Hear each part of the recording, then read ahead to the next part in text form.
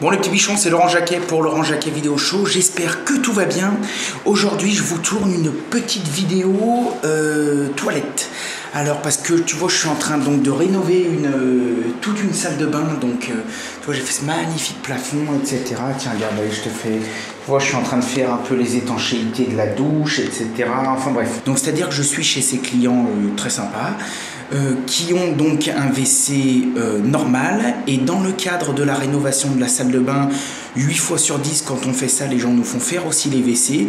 Donc là justement on va virer le WC normal et on va le remplacer par un bâti support, et je vous montre tout ça. Allez, on va voir.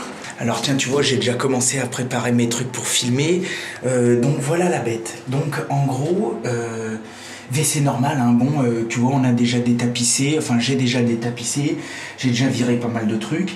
Donc première étape, virer le WC. Et donc je vais essayer de t'expliquer au fur et à mesure les difficultés qu'on peut rencontrer sur ce genre de chantier. Tiens, tu t'en rappelles de celui-là? Vidéo caisse à outils. Ah, ça c'est de la balle. Alors, c'est 10. Non, déjà, ça se dévisse. Alors des fois ils sont pourris de chez pourris, soit ils cassent, soit il faut les scier, soit il faut casser le WC.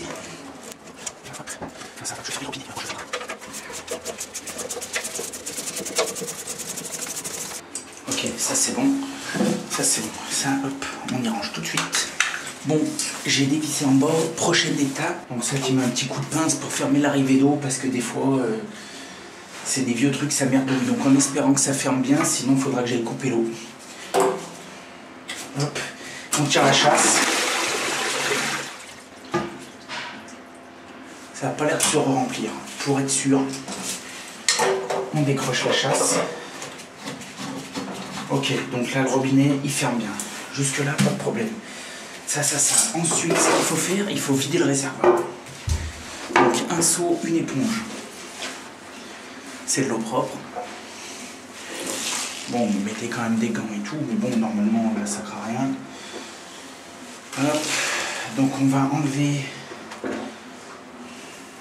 toute l'eau qu'il y a dans la cuvette. Là, hop, il n'y a plus d'eau dedans. Ok. Si vous voulez que ça fasse moins lourd et qu'elle se dévisse bien, on peut virer la chasse d'eau. Là, elle se dévisse toute seule, donc on la vire, ça fera toujours ça de moins à porter. Là. Ok, j'ai dévissé les fixations. Faut toujours faire un peu gaffe, des fois dans les réservoirs il reste un peu d'eau. Donc il faut le tenir bien droit. Attends, tiens, regarde, je vais foutre ça là. Et tout de suite je vais le sortir. Hop là.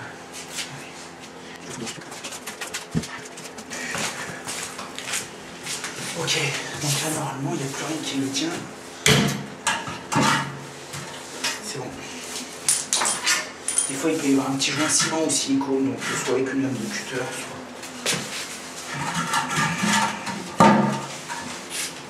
Là. C'était temps, la pipe de WC est morte.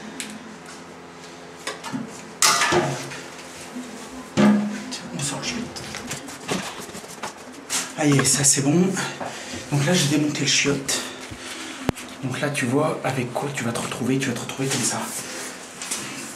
Donc ça, tu ne prends pas la tête. Nous, dans ces cas-là, alors tu peux te retrouver dans ces cas-là dans plusieurs raisons. Première raison, tu changes ton WC normal. À ce moment-là, tu respectes toutes ces étapes. Il n'y a pas de problème. Et puis bon, bah là. Alors par contre, tu fais gaffe, t'as vu là, la pipe de WC, elle est foutue. Hein. Le joint, il s'est déclipsé. Enfin, elle est morte. Donc à ce moment-là, il faudrait changer la pipe de WC. Et après, tu remets ton autre WC, etc. Première solution. Deuxième solution, tu fais comme moi. Tu es dans cette configuration parce que tu vas mettre un bâti support. Donc là, tu as vu, normalement, je prendrais vraiment le temps de gratter la trace qu'il y a par terre. Donc la trace qu'il y a par terre, c'est pas ce que vous croyez, c'est simplement de la saleté accumulée depuis longtemps, le calcaire, le tartre, etc. Et puis là-bas dessous, c'est pas nettoyable. Donc même sous vos WC, c'est pareil. Donc là, quand c'est comme ça, on prend une spatule, etc. On gratte, on nettoie. Moi, je m'en fous parce que on va refaire le carrelage du sol. Donc, je gratterai peut-être quand même un peu, mais bon, pas catastrophique. Là, hop, un petit coup d'éponge. Et encore, vous voyez, ça, c'est même du calcaire. Donc, pareil, il n'y a pas besoin de paniquer dans tous les sens. Voilà. Donc là, tu vois comment c'est constitué. Donc, en gros, là, il y a la pipe de WC. Elle rentre dans une réduction qui a le diamètre d'un manchon de sang, donc d'un tuyau de sang femelle. Et ensuite, là, on est un tuyau de sang normal. On n'est même pas dans du mâle, on est dans du normal. Et, enfin, oui, mâle. Et donc, tu as vu, il y a déjà un manchon qui rentre à l'intérieur du mâle. Donc là, c'est un peu la galère. Donc là, tout ça, il va falloir y virer. Alors, je vais te montrer, je vais donner des techniques pour y virer, des techniques de pro. Et voilà, ce que je vais faire, ce que je te propose, c'est qu'on ouvre le bâti support neuf, le carton, et qu'on regarde 2-3 trucs, et qu'on commence par regarder le diamètre du tuyau de sortie. Allez, on y va. Bâti support Géberit, autoportant, duo fixe autoportant, référence 111 333. Ils m'ont rien filé pour vous dire ça, comme d'habitude, mais voilà, c'est un produit que j'adore, ça fait, sans exagérer, peut-être 10-15 ans que j'en pose, j'ai jamais eu une merde. J'en posais déjà avec mes premiers patrons, machin, donc t'as qu'à voir, vraiment impeccable. Jamais eu un problème avec ça, c'est ce que j'ai chez moi, bon, 15 ans après, 20 ans après, il y a une merde, on retrouve une pièce impeccable. Allez, j'ouvre ça avec toi.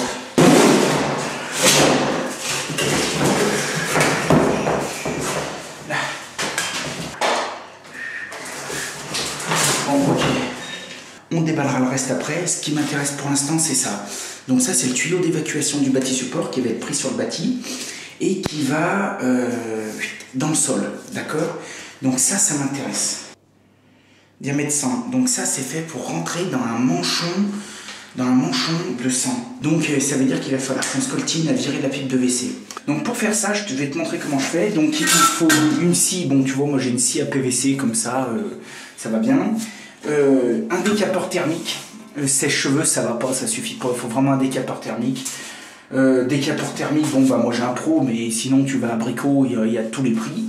Par contre tu fais gaffe hein, parce que là ça monte, tu peux quasi souder avec ça, hein. Donc je veux dire, une fois que ça chauffe, tu laisses pas les doigts parce que là tu passes tout à travers. Hein.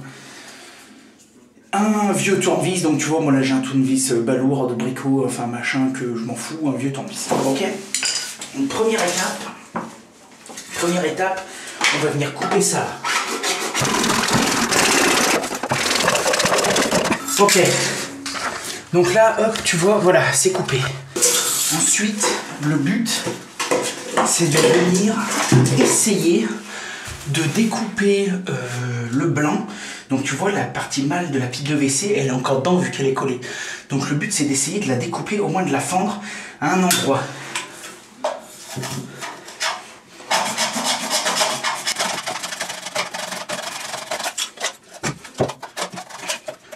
Ça y est, donc tu fais gaffe quand tu fais ça parce que il faut pas que tu coupes le gris, hein.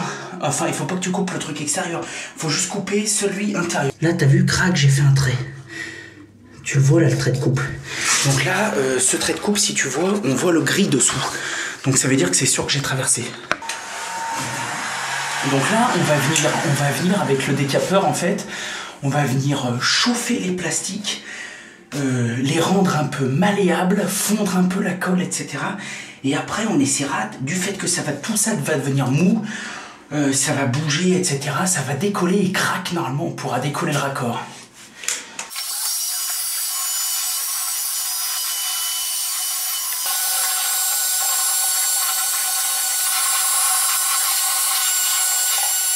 Et si vous voulez du café, vous vous servez, il y en a encore dans la cafetière. Eh ben merci beaucoup.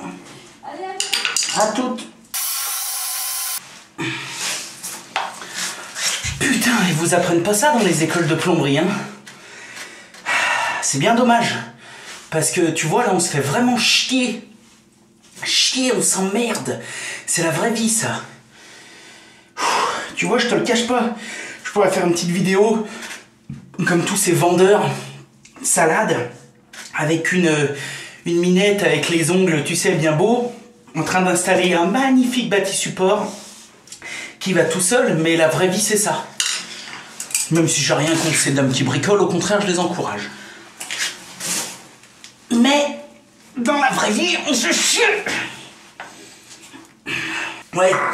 Donc voilà, tu vois, j'ai un autre raccord. Nicole, donc tu vois, c'est ça que je te disais, manchette de réparation. Donc ça, c'est exactement ça là. Et en fait, pourquoi j'y regarde? Parce que je pense que je me ferais moins chier d'enlever ça plutôt que même de finir de décoller ça. Parce que si j'enlève ça, l'autre en plus, il est pris dans la dalle. Donc c'est-à-dire que il bougera pas. Tandis que lui, là, il se déforme. C'est pas grave parce qu'après, j'en remets un autre dedans et il craque. Mais ouais, je me ferais peut-être moins chier à l'enlever. Donc ce que je vais faire, je vais tenter le tout pour le tout. Je vais couper lui et je vais enlever celui-ci là. Allez, on verra bien.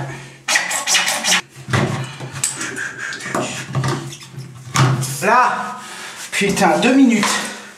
Tu vois, je t'avais dit, j'en étais sûr. Attends, je vais juste mettre ça pour bien que ça prenne sa forme. Ok. Ok, bon bah tu vois, voilà. J'ai réussi à décoller un truc. Et oui, parce que je me faisais chier avec ce truc là. Alors je sais pas si c'est lié au PVC de la pile de WC ou le mec qui a collé ou j'en sais rien. Mais d'habitude, je me fais quand même moins chier pour les décoller. Là, il partait un peu en brioche. Voilà. Bon bah écoute, on se fait chier, mais ce qui compte c'est le résultat. Le résultat c'est qu'on y arrive. Si vraiment bah, j'avais pas eu le choix, et bah, j'aurais continué à virer le truc blanc et puis je me serais fait chier, mais j'y serais arrivé. Ok, donc ça c'est bon, ça c'est bon. Alors du coup, par contre, je suis en train de me rendre compte d'une chose. Je sais pas si tu vois bien, mais je suis en train de me rendre compte qu'en fait, l'ancien WC, il était pas centré. Putain, c'est la merde. Alors attends, on va dire 45. 45.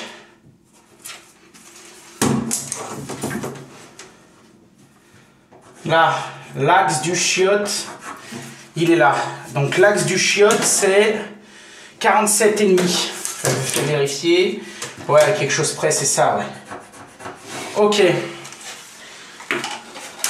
Ouais, on est à 52. Putain, merde, je dois pas avoir de coude. Putain, ce métier, il manque toujours 10 centimes pour faire un franc. Bon, du coup, je suis baisé. Comment je vais faire? Ah, c'est dommage de ne pas le recentrer, le nouveau. Comment je vais faire? Comment je vais faire? Là. Ok. Voilà la bête. Sur le bâti, maintenant, il y a un emplacement pour une prise électrique. Là, on est en rénovation. On ne va pas la mettre parce qu'il faudrait tout retirer. Et les clients, ils n'en ont pas l'utilité. Mais mon conseil, c'est que toutes les fois que vous pouvez, même si c'est chez vous, etc., toutes les fois que vous pouvez, amenez ici une allime électrique et faites sortir un fil. Ce fil, il peut servir pour les nouveaux WC. Tu sais, maintenant, il y a des WC lavants. Tu t'assois, ça te lave les meules, ça te sèche les escalopes, etc. C'est impeccable. Donc, c'est vachement bien. On se moque et on se marre, mais j'en ai essayé un. Par contre, il faut prendre de la bonne qualité. Mais j'en ai essayé un et c'est très bien et très confortable. Il y a de plus en plus de gens, de pays dans le monde, etc. qui l'utilisent. Bon, moi je pense que ça va arriver en France. Aujourd'hui, il y a une marque qui est très balèze là-dedans. C'est pareil, c'est Geberit. Par contre, c'est très cher. Un WC lavant vraiment bien, c'est 3000 balles à peu près, 3-4 000 balles. Donc c'est encore cher, mais je pense qu'à terme les prix vont baisser, etc. Ça va se démocratiser. Donc pourquoi je te dis ça? Parce que si toi tu rénoves vraiment sur le long terme et si tu construis une villa ou quoi que ce soit, ou si tu fais des travaux chez toi, ça peut être intéressant de mettre un fil pour que peut-être dans 5 ans, 10 ans, etc., si un jour tu changes ton WC, que tu veux te mettre un machin qui te lave les miches, eh ben tu pourras. Voilà, donc ça c'était la parenthèse. Voilà, tu vois, pour les pieds, pour le transport, ils sont livrés comme ça. Donc ce qu'il faut faire, première chose, il faut virer les pieds. Donc bon, t'enlèves les petits trucs. Hop. Hop là. Tu vires ça. Alors en fait, le pied qui était ici, il va se retrouver là. Et tu vois, en fait, là sur les côtés, il y a des trous filetés. Il faut que les trous filetés ils soient côté intérieur du WC, enfin côté intérieur du bâti. Donc là, c'est dans le bon sens. Et du coup, il faut que la profondeur du pied soit derrière. Donc là, comme ça, c'est nickel. Ok, bon, tu vois, ça, c'est mis. Donc ça, hop, tu le prends, tu le fous quelque part, on s'en fout, quoi qu'il se casse la figure. Ensuite, tu prends des vis. Tu verras dedans, il te donne plein de trucs, je vais te faire voir. Ça, donc là, on a etc. Et il y a comme ça. Il y a celle-là. Hop, tu les vois? Voilà. Ça, c'est pour bloquer les pieds. Sur les côtés, ici, là, c'est fileté. Tu vois, on retrouve les trous filetés. Donc ça, hop, on va y foutre, par exemple, par là pour l'instant. On s'en fout, on verra après. C'est qui? Ok. Bon, ça fait les fenêtres. Ça fait pas d'installation. Hop là. Allez hop, tu vois, je le fais en même temps que toi. Ça, c'est bon. Ensuite, hop là. Donc là, tu vois, c'est normal. Il s'enfonce. Donc là, maintenant, ce qu'on va faire, on va le régler. Alors, pour le régler, il faut régler la hauteur. Mais alors, souvent, les gens me disent...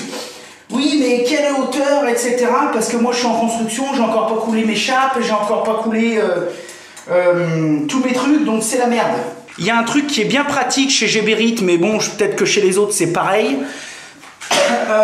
C'est que quand tu construis, souvent le maçon ou je sais pas qui fait un trait de niveau. On appelle ça le trait d'1 mètre. C'est un trait bleu, souvent tu as dû le voir dans ta maison. Et bon, si tu es en train de rénover, il faut que tu prennes en référence 1 mètre. Alors 1 mètre, c'est 1 mètre au-dessus du sol fini. D'accord? Et tu vois, Geberit, il te trace ici, il te met une petite étiquette, un petit autocollant. Tu vois, Geberit, il te faut un autocollant ici, là, tu le vois, c'est marqué 1 mètre. Bon, là, il est un peu tordu, je pense que le mec qui l'a collé, il avait dû boire 2-3 canons. Mais bon, 1 mètre. Et là, je sais pas si tu vois bien, mais sur le réservoir, c'est gravé aussi. Il y a un trait 1 mètre et là, un trait 1 mètre. Ok, tu vois, c'est pour que quand tu mets ton laser, et ben, tu alignes ton laser à ces traits. Donc, en gros, qu'est-ce que ça veut dire? Pour récapituler, ça veut simplement dire que la hauteur de réglage de ton bâti support, si tu veux un WC normal, donc pas rehaussé, hein, WC normal, si tu veux mettre un WC normal, à la hauteur normale, il faut que ces traits-là, ils soient à 1 mètre du sol fini. Donc après, c'est à toi de déduire. Si tu as 12 cm de chape, tu sais, si tu es en train de construire et que tu n'as encore pas fait tes chapes, etc., que tu as 12 cm de chape, ton plancher chauffant, etc., il faut que tu t'additionnes tout ça au mètre, etc. Donc là, moi, je vais mettre 1 mètre 1,5. Pourquoi je vais mettre 1 mètre 1,5? Parce que je carle par-dessus ce carrelage. Donc par-dessus le carrelage qu'il y a dans mon WC qu'on est en train de voir, on va remettre une couche de carrelage. Donc finalement, ça va rehausser un peu. Donc il faudra que mon trait il soit à 1 mètre 1,5. Parce que j'estime que pour l'épaisseur du carrelage, de la colle, etc., ça va prendre à peu près un 5. Bon, après que ce soit clair, parce que j'en entends d'ici, les puristes, si votre truc, il ne faut pas qu'il soit à 1m10, mais si votre truc il est à 1m1 ou à 99, on s'en fout, c'est pas tellement grave. Par contre, il vaut mieux qu'il soit un petit peu, quitte à ce que vous vous trompiez, il vaut mieux qu'il soit un petit peu plus haut, sans être non plus, voilà, mais il vaut mieux être un tout petit peu plus haut qu'un peu trop bas. C'est parce qu'en termes de confort, par contre là, ça c'est un truc de dingue. Voilà, si des fois vous voulez le mettre en cuvette rehaussée, personne âgée, personne à mobilité réduite, ou même simplement pour votre confort, etc. La cuvette rehaussée, c'est 5 cm plus haut qu'une cuvette normale. C'est pareil, ça paraît rien, mais ça change tout. Donc, à ce moment-là, votre bâti, vous le mettrez à 1,5 m, d'accord? Pas 1,50 m, hein. 1,05 m, donc 1 m et 5 cm. Voilà. Donc ça, et bah ça après on y règle tout. Voilà, donc tu vois là, je serre un peu mes pieds, juste pour me donner un petit peu de l'aisance dans mon travail. Hop. Et on va aller présenter l'enfant à sa mère.